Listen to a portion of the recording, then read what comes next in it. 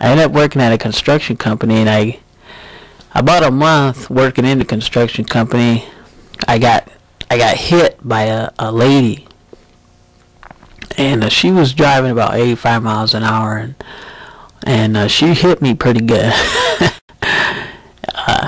She hit me right in the back of the truck. Boy, I tell you, I will never forget that sound. You know, it was like a big bang, and the sound was just so loud. You know, I just remember asking God to forgive me. Well, anyways, my truck ended up driving off the highway. And by the way, I was only driving like 45, and it was a construction zone, and she was driving 85 miles an hour. The lady hit me. But there I was, in the truck without my, you know, I really didn't have any I didn't have my seatbelt on at the time, but my truck rolled off of the highway, and I was bouncing around inside because it was vinyl, you know, and I ended up, all the windows ended up breaking, and I ended up flying out one of the windows. I don't know which one it was because it happened pretty fast. And there I was on the floor, and my truck rolled over on me, and I was pinned under my own truck. So that's kind of a shocker there, because you know, you're in the truck and now you're onto the floor and your truck's on you, and you know, that was kind of hard to swallow there. So I thought to myself, you know, I'm going to break free. I'm going to get out of this. This is, you know, it's not my time yet, you know, I'm thinking. So little did I realize that my whole pelvis was all shattered, and the truck was on me, and I'm pinned under the truck. There's nobody around. It's still kind of morning, going to be daylight, so it was still a little bit dark.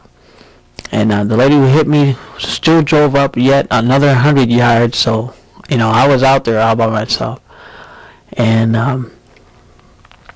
while I was under the truck, my lungs were collapsing. I had a busted artery that was one of your big arteries that are inside of you.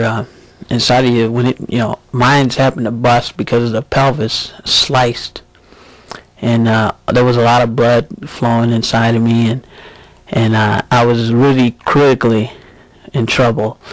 So I started to try to free myself. I dug myself out, but I couldn't move anywhere. And during this time, there was nobody around. I really started to fear for my life. And my family and everybody flashed before me, and I immediately was thinking to myself, you know, was this the reason why I was living? You know, was I born to die under this truck? Was this the reason why I lived? And I thought, you know, I'm not going to be able to say bye to my family. I'm not going to say bye to anyone. And immediately, I saw myself on an edge. It was a cliff. It was like a cavern at the bottom of the cliff. And I knew if I was to fall over, then, you know, it was it for me. I was going to be a goner. And I knew I wasn't going to go to heaven for sure. I wasn't living right, that's for sure. And I knew I wasn't going to go to heaven. So right after that, though, I saw a picture of myself going to church, you know, me and my family. And I was thinking, you know, all of a sudden, the word of the Lord came, and it hit me in my mind. And the word that hit me was, you know, if you believe in Jesus, then thou shalt be saved, and whatever thou askest, thou shalt receive it. Just like that. And I thought to myself, wow, all I have is the Lord. I mean, there's nobody around. It's dark and it's quiet. The truck is on me and there's nobody around. So I had all my trust, everything I could, all my breath. I just put everything in the Lord. I put everything in the promise that He said to us. And I remember speaking it out.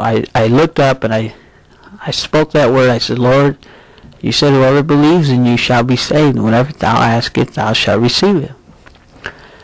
And right then, immediately, I felt like this peace just come down. It was like a blanket of peace. It was like something I've never ever felt before. And by that time under the truck, I was like so scared, for my life and everything. But after I said that prayer, all the fear and everything just went right out the door. And I knew I was going to live. I was leaping for joy just because of the presence I was feeling. And right at that time, the whole truck got surrounded with people. It was amazing. The whole truck got surrounded with people. They were grabbing on me. They were pulling me. And I was thinking to myself, I'm going to live. I'm going to live. And sure enough, they lifted the truck off of me. And a helicopter had just landed. And they put me on a helicopter. They had to throw in big old tubes in my mouth so that I could breathe.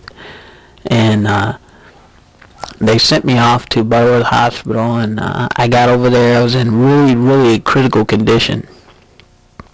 I was in real bad shape.